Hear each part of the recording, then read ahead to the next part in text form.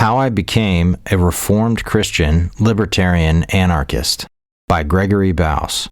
Read by the author. I'm an independent researcher and writer in philosophy and co-host of the Reformed Libertarians podcast. My primary interest is in developing and promoting the Neo-Calvinist philosophy of Herman Dooyeweerd, the Reformed covenantal theology of Meredith Kline, and a Reformed Christian perspective on libertarian anarchism. Unlike religion, politics was not a consciously prominent feature of my childhood. Nevertheless, without much reflection, I absorbed the political attitudes and opinions of my parents. In the home of my youth, from my birth in the early 70s through the 80s, it was largely treated as a given that the less government interference in society, particularly in the economy, the better. A central idea was that the United States federal government had gone fundamentally astray during FDR's administration, 1933 to 1945, with its economic interventionism. Constitutionally conservative political reform was necessary to restore the republic and to defeat domestic commies and all their pinko enablers. All this was obvious, so it seemed at the time, and so I didn't think about it much. However, in high school, I took up the anti-abortion cause, handing out pro-life pregnancy center info and evangelizing outside murder clinics and so on. In my own minority religious community and in the broader Christian community, abortion was considered, not wrongly, if myopically, the great societal evil of our day. Whatever the immorality of economic interventionism, legally permitting the mass slaughter of babies was a greater crisis, comparable to the enormity of Southern slavery, but worse. This was my political awakening, and in a striking way, it brought personal and societal morality, politics, religion, and science all together in a heady and revolutionary mixture. Abortion, or the anti-abortion cause, became a force that dragged me deep into my own religion and its civilizationally significant philosophical meaning. The minority religious community in which I was raised, largely in Baltimore, Maryland, was the Orthodox Presbyterian Church, within the camp of traditional confessionally reformed churches in the U.S. and Canada. The Reformed religion was once held by a majority of Americans from colonial times until the early 1800s. However, today, there are only about 500,000 of us. That's less than 0.15 of 1% of the U.S. population. There are about as many Amish and Old Order Mennonites in the U.S. as there are confessionally reformed Christians. Despite our vanishingly small numbers, we possess a rich and fruitful devotional and intellectual religious heritage. And it was this religious heritage that I came to embrace consciously and fervently in my teen years, and that deeply shaped my philosophical and political development. For those interested in an introduction to this form of Christianity, see recommended readings at the end of this essay. During high school, I read a number of Reformed theological classics and books by more recent Reformed thinkers. Among the more recent, I read several books by Francis Schaeffer, who significantly helped build the pro-life movement among conservative Protestants. I was particularly inspired by his book, The God Who Is There, and by A Christian Manifesto. In Manifesto, one of the things that stood out to me was the confessionally reformed teaching on Romans 13, 1-7. The view of that passage, and others like it, such as 1 Peter 2, 13-17, held by the majority of reformers, was that God only prescriptively ordains civil governance to use the sword or coercion against wrongdoing. When those who claim civil power create and enforce laws that do otherwise than punish actual wrongdoing, then they are unjust and tyrannical, and no one is required to submit to unjust or tyrannical power. Schaeffer particularly highlights the book Lex Rex by Samuel Rutherford, who said, for example, "While civil rulers act against God's law and all good laws of men, they do not the things that appertain to their charge and the execution of their office. Therefore, by our confession, to resist them in tyrannical acts is not to resist the ordinance of God." The year after high school, I took a gap year of teaching English in Japan. Besides exposing me to a substantially unfamiliar culture and social context, strange beliefs, values, institutions, and customs, and so broadening my sense of human experience, it gave me an opportunity to reflect on the meaning and significance of religious belief for history. That year, one book that shaped my reflections was The Two Empires in Japan by John M. L. Young.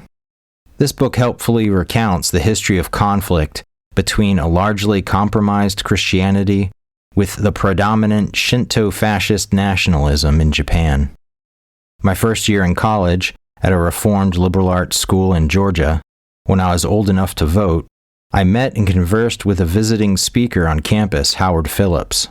He convinced me of the crucial importance of the 10th Amendment to the U.S. Constitution and the political philosophy of strictly limited government, classical liberalism, that served as its foundation. I became a member of the political party of which he was a key founder, which came to be known as the Constitution Party. I wasn't really politically active. However, believing that the U.S. government, not to mention most if not all local and particular state governments, as a matter of established policy, persistently violated the supposed rule of law, and so was in practice, if not in principle, illegitimate, provided plenty of opportunity to share my increasingly anti-government views. In the years following, I began to realize that the U.S. government had not only started to go wrong with FDR, but progressively violated its own constitution and the principles of liberty from the beginning. For example, see the Whiskey Rebellion from 1791 to 1794. And that the Constitution itself was an unlawful power grab against which the Anti-Federalists had warned. In college, I also read and was strongly influenced by the writings of Neo-Calvinist theologians Abraham Kuyper, particularly his famous lectures on Calvinism as a worldview, and Meredith G. Kline, particularly his book Kingdom Prologue. I also discovered the writings of Neo-Calvinist or Reformational philosophers Herman Dooyeweerd, for example, his book Roots of Western Culture, among others, and Roy Clauser, and his book The Myth of Religious Neutrality, that superbly explains key elements of Dooyeweerd's philosophy. These and other writings that articulated a Reformed worldview, a view of redemptive historical Reformed covenant theology and Scripture, and a Reformed philosophical view of the basic nature of reality continue to represent the biblical and theoretical perspectives from which I view life, religion, culture, society, and politics. My fourth year of college, I took only one semester, and another single semester in a fifth year. Then I dropped out of school in 1997, not having finished my bachelor's, feeling frustrated and disillusioned with, among many other things, the college's inability to provide deeper instruction in Dooyeweerd's philosophy. After 5 difficult years of working numerous odd jobs and personal struggle, with a 2-year sojourn in Southern California where I also audited some evening courses at a Reformed seminary, I was able to enroll for a final year at a different Reformed liberal arts college in Ontario, Canada, that had a much stronger emphasis in Dooyeweerd's philosophy, and finished my BA. The infamous 9/11 attacks had occurred only a few years before, and the U.S. government's tyrannical response in the so-called Patriot Act and unjust invasions of Afghanistan and Iraq served to thoroughly undermine what remained of any naive benefit-of-the-doubt assumptions I had concerning the state's supposed interest in protecting and promoting liberty and justice in domestic and foreign affairs. Around 2003, I also became aware of Ron Paul, a medical doctor who at the time was a U.S. representative for the 14th Congressional District in Texas that covered a coastal area southeast of Houston. Mostly through a friend who worked in his D.C. office, I became familiar with Paul's long-time solitary effort in the federal Congress, standing for actual constitutional limits on government and for the political and economic liberty envisioned by many of the U.S. founders. 2 years later, I enrolled at the Vrije Universiteit Amsterdam in a philosophy master's program. In the year and a half I studied there, I focused on the philosophy of Herman Dooyeweerd, who had been a professor at that university from 1926 to 1965. I especially focused on his so-called transcendental critique of theoretical thought, political and social philosophy, and theory of what is called societal sphere sovereignty. Better understanding Dooyeweerd's view of sphere sovereignty, a theory of the normative natures of and relations between distinct kinds of societal communities, significantly contributed to my eventual conversion to full-fledged libertarian anarchism. However, during that same period, I also began an independent study in economics. Through my acquaintance with the efforts of Ron Paul, I became aware of the Mises Institute, a research and educational nonprofit dedicated to promoting, among other things, understanding of the Austrian School of Economics. I found a large quantity of academic resources from the Mises Institute for my independent study. I became persuaded of an Austrian view of praxeology, the study of necessary preconditions for human action, its premise of methodological individualism, the importance of these for a proper understanding of economics, and a thoroughgoing free market view. The central idea of methodological individualism is that only individuals intentionally or purposefully act, and this fact is not at odds or in tension with ideas important to sphere sovereignty, such as the reality of communities that cannot be reduced to inter-individual relations and a non-individualistic conception of society. Worth mentioning here is that my study in economics and praxeology also led to discovery of ideas that significantly helped me understand other areas of Dooyeweerd's philosophy. Often enough, discoveries in one field of study, or even within a given school of thought, can illuminate problems or ideas in another. This is a fact I believe many Christian libertarians have discovered in recognizing the mutually supporting beliefs of their religion and political and economic views. My study in economics led me to the writings of Murray Rothbard, an Austrian economist and historian who also wrote on political theory. Two works crucial to my conversion to libertarian anarchism were Rothbard's books For a New Liberty and The Ethics of Liberty. Alongside those and many of Rothbard's other writings, I was also influenced significantly by articles and lectures by Roderick Long, who is a professor of philosophy at Auburn University. In particular, I was helped by Rothbard's Left and Right 40 Years Later, Libertarian Anarchism, Responses to 10 Objections, and Long's 10-lecture series, Foundations of Libertarian Ethics. I remember very distinctly one day in October 2008, while listening to the final lecture of the Foundations series, An Anarchist Legal Order, the proverbial light turned on in my mind. It took a few months, as I remember, to get used to the idea that I was now a convinced anarchist. At first, I didn't dare admit it to anyone. The very notion seemed almost too shocking, even while I was fully persuaded of it.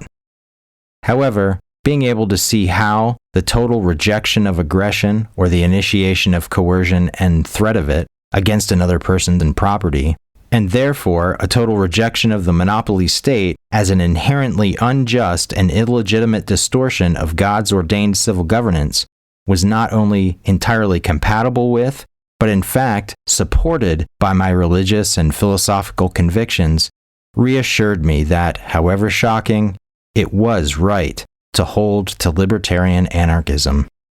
A few years after becoming a libertarian anarchist, I moved outside the U.S. and taught English until mid-2018. During those years, I had begun sketching out how to articulate the Reformed religious perspective on libertarian anarchism. In 2019, my friend Carrie Baldwin and I had begun brainstorming about creating a podcast devoted to explaining and promoting our shared views. By the end of 2020, we had written the Reformed Libertarianism Statement and Principles, and in late 2022, we began recording episodes of the Reformed Libertarians podcast as part of the Christians for Liberty network. If you want to find out more about the Reformed faith, the the Reformed view of libertarian anarchism, and why we believe them, you may find the podcast helpful. Politics, including libertarian anarchist politics, is by no means the solution to all of life's problems.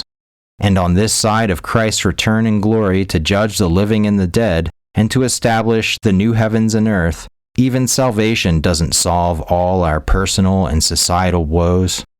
Nevertheless, as those who trust in Christ alone for our salvation, growing in our knowledge of Him, we can also grow in our understanding of what the Christian faith means for our whole lives, including politics, in service to Him.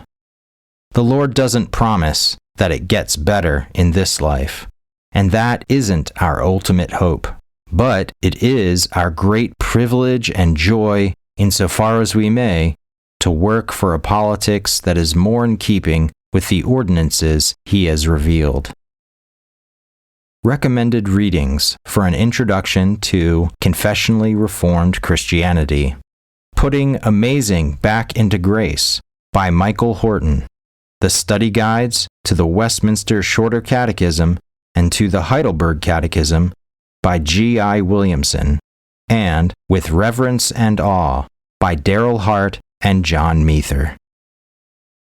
This has been a reading of How I Became a Reformed Christian Libertarian Anarchist by Gregory Baus.